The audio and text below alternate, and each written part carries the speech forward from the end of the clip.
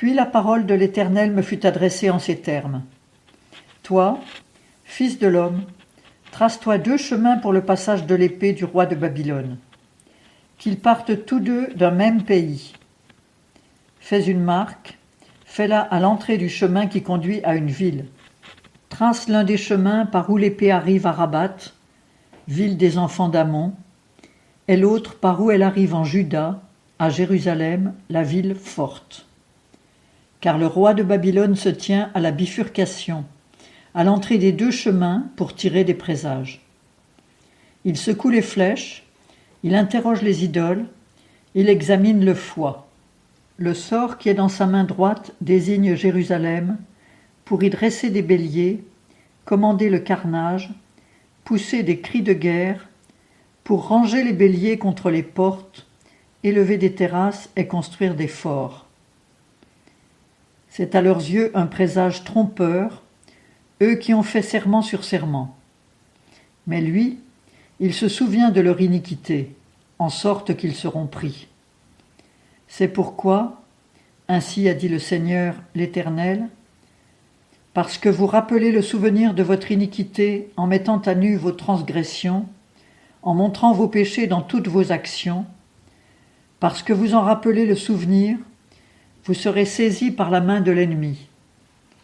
Et toi, profane, méchant, prince d'Israël, dont le jour arrive, au temps où l'iniquité a son terme, ainsi a dit le Seigneur l'Éternel, ôte cette tiare, enlève cette couronne, les choses vont changer.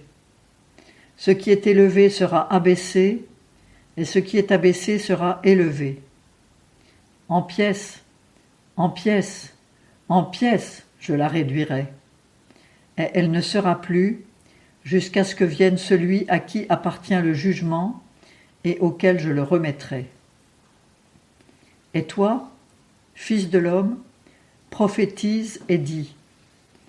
Ainsi a dit le Seigneur, l'Éternel, au sujet des enfants d'Ammon et de leur opprobre.